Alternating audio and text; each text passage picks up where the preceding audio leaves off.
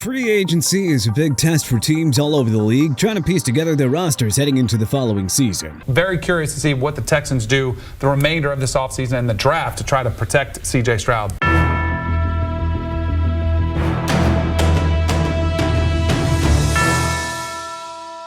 There's always going to be teams that come out on top while others sink to the very bottom. So, let's take a look around the NFL and do a who's who of the winners and losers. Winners, Arizona Cardinals. The Cardinals made a couple of big moves this offseason that should bode well for them heading into 2025. The headliner being the addition of edge rusher Josh Sweat, who played for Jonathan Gannon when he was the defensive coordinator with the Eagles. This was part of a major reinvestment in their defensive line that also included defensive tackles Dalvin Tomlinson, who recorded 4 sacks last year for Cleveland, and re-signing LJ Collier to a team-friendly 1-year, $4 million deal. They also made a wise choice investing in depth at the quarterback position with Jacoby Brissett, who will be reuniting with offensive coordinator Drew Petzing, his former quarterback's coach in Cleveland in 2022. Having a vet like Brissett at their disposal to help foster some growth in Kyler Murray and fill in should he get dinged up is going to be a huge boon heading into this season. Losers, Atlanta Falcons. Considering the Falcons failed to find a home for Kirk Cousins, the most expensive backup quarterback to ever play the game, it's hard to view them as anything other than losers so far this offseason. Now, of course, it isn't just the Cousins saga dragging their grade down. The move to bring in Leonard Floyd, despite 2 straight subpar seasons, one for the 49ers and one for the Bills, was really puzzling as well, especially when you see how many eggs they are really putting in that basket from a pass rush perspective.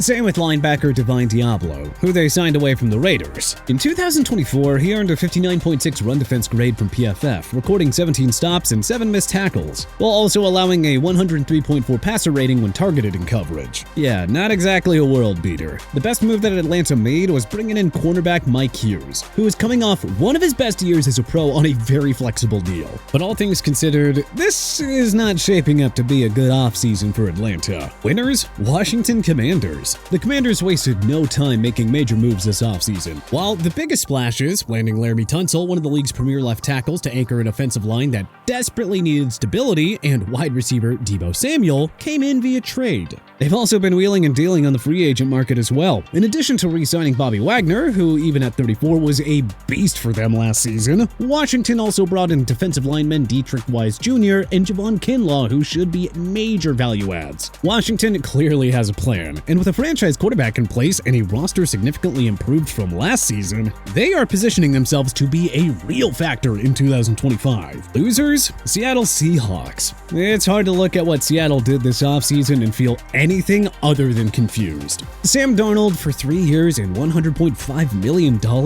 does not feel like a real contract number. The Seahawks are betting big on a guy who was drafted number 3 overall back in 2018. A guy who flamed out in New York, fizzled in Carolina, and played sparingly in San Francisco before finally catching fire in Minnesota last year. And now they suddenly want to treat him like a franchise quarterback, all without addressing the other holes on their roster. That is bold. Then there's the equally bizarre decision to bring in an aging Cooper Kupp on a 3-year deal. Kupp is still a technician at the position, but he has not been fully healthy since his 2021 Offensive Player of the Year campaign. At 31, coming off of multiple lower body injuries, how much of that elite route running is left is a very legitimate question. This doesn't feel like a team with a clear plan. This feels like a team that is desperately throwing darts and hoping one of them hits the bullseye. Winners, Detroit Lions. Dan Campbell, Brad Holmes, and the Lions front office just keep proving that they get it. After already handing out a combined $541 million in extensions last year to Penei Sewell, Amon-Ra St. Brown, Aleem McNeil, and Jared Goff, the Lions are proving that they can build for the now while keeping an eye on the future. They played it smart, saving money for that rainy day,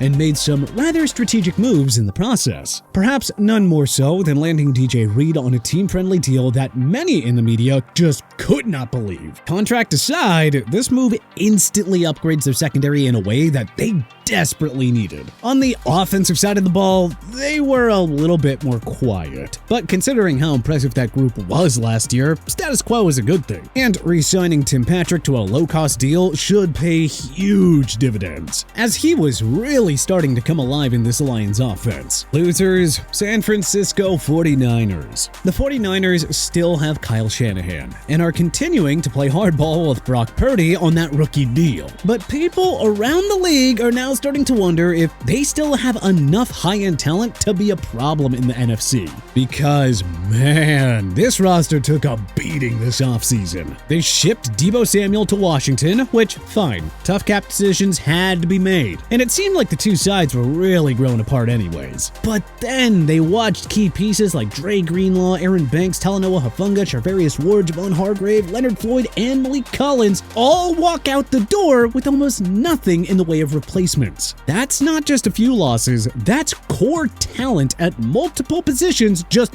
gone. San Francisco can try to reload through the draft, but unless they hit every single pick, it is hard to see them staying in that Super Bowl or bust tier that they've been living in for the last few years. Winners, Baltimore Ravens. Sometimes, man, the rich just keep getting richer. The Ravens didn't have a ton of cap space heading into free agency, but when has that ever stopped them from making smart, calculated moves? They locked up Ronnie Stanley because keeping Lamar Jackson upright and happy is always a priority. They brought back Patrick Ricard and Tylan Wallace, and then they made their biggest splash by landing DeAndre Hopkins. Sure, Hopkins isn't prime D-Hop anymore, but in an offense that desperately needed another reliable target, especially a vet like Hopkins who can run routes underneath while Zay Flowers stretches the field, that is a huge get. There was also some addition by subtracting, losing Patrick McCary and Brandon Stephens to offer bigger paydays elsewhere, and cutting ties with Marcus Williams and Arthur Mollett. Gotta think that these were the right calls. This is one of those teams that just keeps finding ways to stay ahead of the curve. Losers, Dallas Cowboys. Another offseason, another masterclass in doing just enough to keep Cowboys fans perpetually frustrated. Sure, they have made some moves, Javonte Williams and Miles Sanders in the backfield, Kenneth Murray and Solomon Thomas on defense, but come on, let's be real. None of those are needle movers. Williams has flashed talent, but has never been able to stay healthy. Sanders is fresh off a disastrous stint in Carolina. Murray has never lived up to his first-round billing, and Thomas, well, he's been bouncing around the league for years. This is what Jerry Jones considers going for it. Eesh, what a far cry from the Jerry Jones of yesteryear when he led the Cowboys to NFC supremacy. Winners, New York Jets. The Jets are making it very clear that this is a new era. With GM Darren Muji and head coach Aaron Glenn running the show, it has been a full-scale roster overhaul. The Jets finally swung for a quarterback with upside, and while Fields still has plenty to prove, this is the kind of move that at least gives them a shot at breaking out a QB purgatory. They didn't stop there either, reuniting Fields with his former Ohio State teammate, center Josh Myers, to help stabilize the offensive line. Brant Stephens is a solid replacement for DJ Reed, who set sails for Detroit as well. New York may not be setting up for a Super Bowl run in 2025, but hey, they're finally laying a new foundation on which the organization can actually grow. Losers, Houston Texans. Houston, we have a problem. The problem is that they seem determined to squander the opportunity to contend while CJ Stroud is still on his rookie contract. They added yet another eternally injured receiver in Christian Kirk, and then traded away Stroud's best protector on their embattled offensive line, Laramie Tunsil, to Washington. Yeah, sure, they added Laken Tomlinson and Ed Ingram at guard, but expecting those moves to somehow offset the loss of an elite left tackle is wishful thinking at best. It could be another season of regression for the Houston Texans after things looked so promising during CJ Stroud's rookie year. Winners, Indianapolis Colts. Rolling the dice on a Daniel Jones reclamation project isn't about replacing Anthony Richardson. It's about giving him real competition and a safety net in case his development stalls out entirely. Indy was also sharp, having an eye on the future, choosing not to retain defensive end Dayo Odangbo and guard Will Fries, who are going to pull bigger price tags than they're worth paying for with where the Colts are at as an organization. It's not a flashy offseason, but it's a smart one. If competition pushes Richardson to make a leap or Jones rises to the occasion, this team could be alive in the AFC South. Losers, Buffalo Bills. Bills. Buffalo has been knocking on the door for years now, but after yet another playoff heartbreak at the hands of Kansas City, they've responded with some truly head-scratching moves. For starters, well, they inked Joey Bosa to a deal. Yeah, if he's healthy, the man's a game wrecker. But man, that's a pretty big if at this point. Throw in Michael Hoyt and Larry Ogunjobi, who, by the way, is already suspended for the first 6 games, and the Bills are banking on a lot of things just going right. But which NFL team do you think most won free agency? Who do you think were the biggest losers? Who do you think we're right on here? Who do you think we're wrong about? Was there anyone that we may have missed? Let us know in the comment section below. If you like this video and learned a thing or two, then hey, clicking that like button helps us out a ton.